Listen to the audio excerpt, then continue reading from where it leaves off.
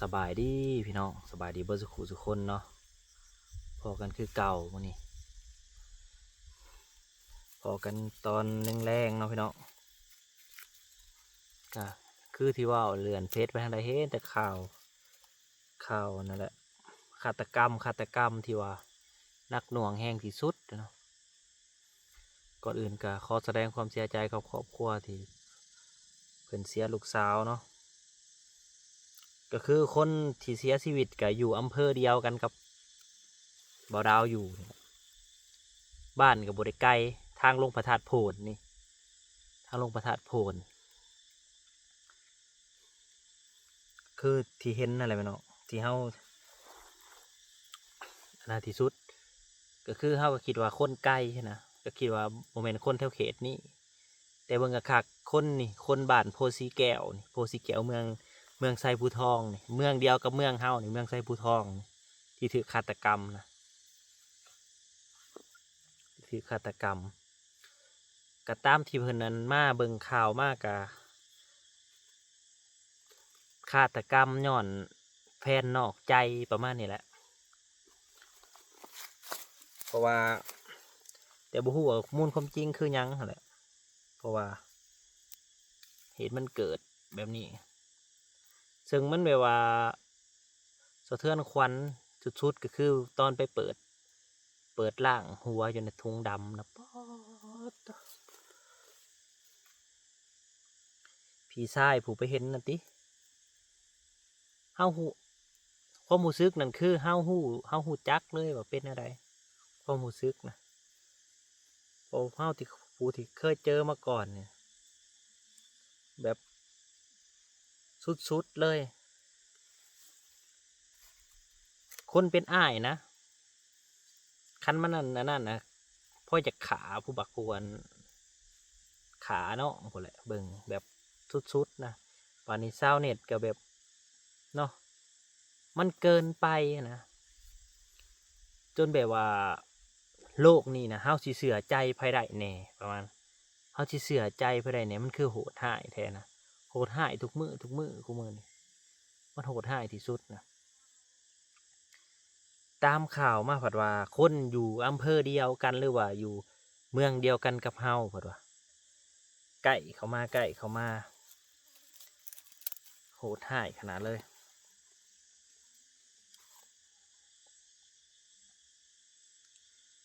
เว้าตามจริงเนาะเพราะเรื่องมีผู้บ่าวมีผัวมีแฟนมีหยังนี่ ตามจริงมันก็ขึ้นอยู่กับเฮาเองนะมันขึ้นอยู่กับเฮาเองว่าเฮานี่สิดูแลเขาได้สำใดและก็สิเบิ่งแย่งเขาได้สำใดนะขาเฮาบ่เป็นซาตาซาแตกกับไผที่อยากอยู่นำเนาะสมมุติว่าเลี้ยงดูเขาบ่กุ้มเบิ่งแย่งบ่ได้เอาใจใส่เขาไผอยากอยู่นำไผที่อันนั้นนำมีแต่อยากให้อันแต่ว่าเขาหักอย่างเดียวมันก็คือเว้านะมันก็ต้องเบิ่งเจ้าของนำว่า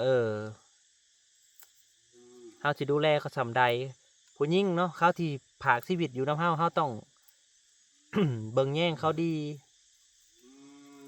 กุ้มเขาหักเขาเสียสละทุกอย่างบ่แม่นที่ว่าอันนั้นเบิ่งคลิปแล้วเอ้ยสะเทือนแบบมันคือเหตุใดอะคนนะคนทั้งคนน่ะมันแหละมันซ้ำแหละคือกับงัวกับควายที่ว่าเขาล่มเลยเขาอันไปปั่นพูดกันตามงานบุญนะคนทั้งคนนะเหตุได้จังใดก็ยังเงิดเลยเบิ่งสีหน้าแววตามาเลยสไตล์แบบว่ามันบ่ได้สำนึกเลยว่ามันเหตุผิดเบิ่งคือมันสะใจเลยกับมันแบบอันนั้นนะสะใจหรือว่าแบบว่ามันเหตุสำเร็จแล้วประมาณเนี่ยเบิ่งตำรวจอันสัมภาษณ์ตำรวจอันอันนั้นป๊าดซึ่งแบบ อื้อหือ ผู้เป็นผู้เป็นแม่เนาะอยู่ทางลาวเฮานี่ก็เขาเจ้าก็ลงให้เบิ่งประจำนั่นแหละฮู้ข่าวแล้วก็เฮ็ดใจบ่ได้อะนะมันแบบมันเร็วเกินไปถึงเสียชีวิตแบบว่า แบบห่างกายบ่ได้ครบถึกปาดถึกไปคนละทีนะบ่ฮู้ว่าสิได้ครบมาหรือบ่แยกสิ้นส่วนไปเบิด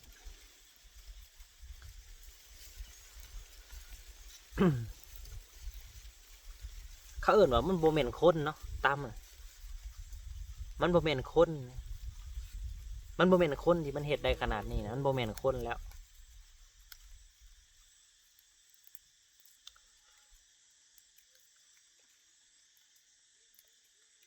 มันสิว่าจังได๋โลดนะอยู่ในอันจิตใจบ่แม่นคนจิตใจโหดเหี้ยมเอามาฮิตปานนี้นะสัตว์มันก็ยังว่าฮู้จักเด้เว้าตามจริงนะสัตว์มันยังฮู้จักเด้แต่นี่ก็สัตว์มันก็บ่แม่นมันหนักหน่วงแฮง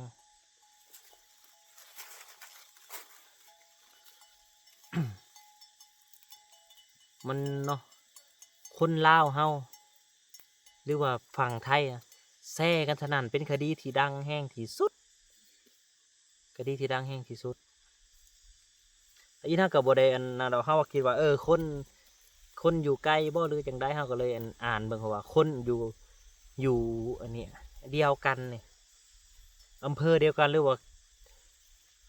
เมืองเดียวกันกับเฮาบ้านโพสีแก้วทางลงพระธาตุโพนในใกล้ๆนี่นั่นแหละเรื่องเล่าวพระแต่เขามา2026นี่ถือว่านักขนาดนักยังมีแต่คนฆาตกรรมกันกาเฮาบอกว่าแล้วว่าเฮาคิดด้วยว่าต่อไปมันสินักหนาแบบนี้แหละเพราะว่าอีหยังมันก็เป็นไปมีฮอดสงครามเกิดอีหยังเกิดปานนี้มันสินักหนาไปเริ่มสิอยู่บ่เป็นสุขแล้วแหละ เริ่มสิอยู่บ่เป็นสุขกันแหละก็คลิปนี้ก็ยังมาฝากเตือนหรือว่าเตือนสติเนาะขอเตือนสติในอย่างหนึ่งซะบ่ว่าหยังดอกขอเตือนสติคนนะเฮาขอเตือนสติคนหรือว่าคันว่าบ่ถือใจก็ขอโทษนํขอโทษเบิดทุกคนนั่นแหละคนที่มักอวดหรือว่ามักโซ่แค้นสอยคำหรือว่าหยังคันหยุดได้ก็อยากให้หยุดซะเพราะว่าอันนี้มันเริ่มอยู่ยากมันเริ่มมีโจรมีขี้โหดสามานมันเอิ้นว่าคนสั่วเริ่มอยากครองเมืองคนสั่วเริ่มหลายเลยผู้ใดที่มีแค้นสอยคำก็อย่าอวดหลายเด้ออันนี้คือว่าออกมาเตือนซะผู้ใดที่ได้เบิ่งคลิปนี้เพราะว่าคนที่อยู่รอบข้างเฮานะมันเชื่อใจไผบ่ได้แล้วมันเชื่อใจไผบ่ได้แล้วอันตรายแห้งที่สุดก็คือสอยคำเพราะว่าคุมือนี่ทุกอย่างมันก็หายากราคาทองคำแบบสูงขึ้นสิ่งที่น่ากลัวที่สุดนั่นแหละทองคำนี่เพราะว่าดึงทองหรือว่าปล้นทองนี่ก็ตายหลาย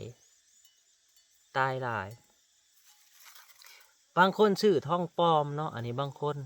เพื่ออยากอวดทองปลอมมาใส่เส้นใหญ่ๆทองปลอมเส้นใหญ่ๆมาใส่เห็นอันตรายคันเขาเป็นปล้นหรือว่าปล้นก็ถ้าว่าปล้นเขาปล้นเอาแต่ทองก็บ่ว่าถ้าปล้นแล้วเขาฆาตกรรมเลยนะมันสิเสียใจลูกหลานหรือว่าเสียใจพ่อแม่เนาะอันตรายที่สุดตอนนี้นะเพราะว่าคนที่อยู่รอบข้างเฮานะเฮาบ่สามารถสิเชื่อใจไผได้แล้วสิบ่เชื่อใจไผได้แล้วมีแต่ว่ามีสติในการดำรงชีวิต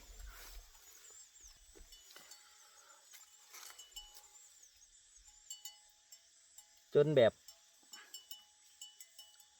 มันแบบว่าจักเขาสิคิดอะไรกับเฮานะ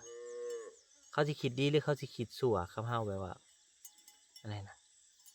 หวังดีหรือว่าจังใดซึ่งมันบ่สามารถวางใจได้เลยคู่มือนี่แห่งอันตรายขึ้นนับมือ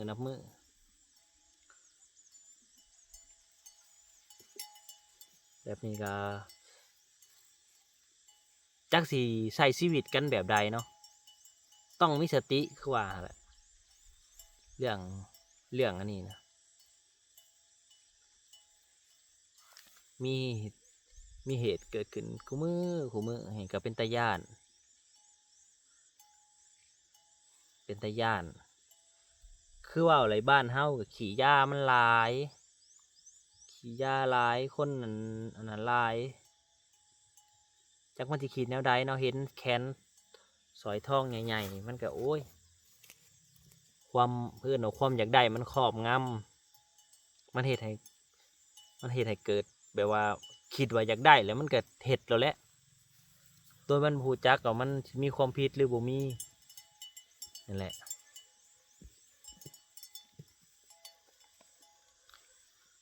ก็ติดตามข่าวต่อไปข่าวเรื่องเล่าวแบบ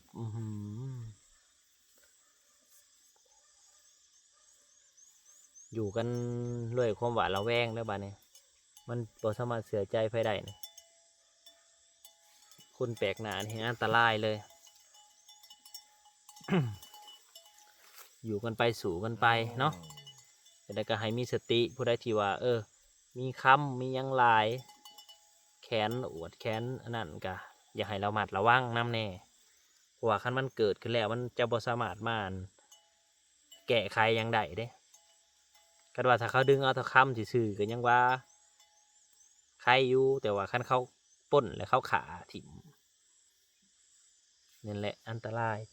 ก็เลยอยากฝากเตือนแน่ผู้ใดที่ว่ารวยก็เซฟเจ้าของไว้แน่สำหรับเขาเองก็มันบ่อันนั้นดอกเขาบ่ได้มีหยังอยู่กันแบบนี้นะบ่ได้มีเงินมีค่ำบ่ได้มีอันร่ำมีรวยอยู่กันตามธรรมชาติเอานี่แหละฝากเตือนผู้ใดที่ได้รวยอยากอวดก็เซฟเจ้าของไว้ เพราะว่าเห็นมาหลายเลยเด้เห็นมาหลายถือป่นอย่างทองคำ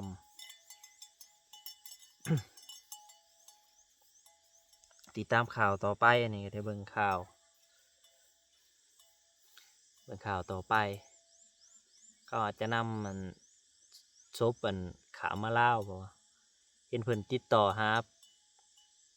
มูลนิธิบ่ผู้ปอนนะเด้ผู้นำส่งล่างนะผู้นั่นแหละ กลับบ้านกูอยู่ก็สู้กันต่อไปนั่นแหละสู้ยังอยู่ด้วยความระวังอยู่ด้วยแบบมีสติไปหน่อยอยู่อยากมีสติเพราะว่าคันบ่มีสติแล้วเห็นหยังก็โอ้ยยากพอกันใหม่เด้อขอบคุณหลายๆที่เข้ามารับชมเนาะพอกันใหม่สบายดี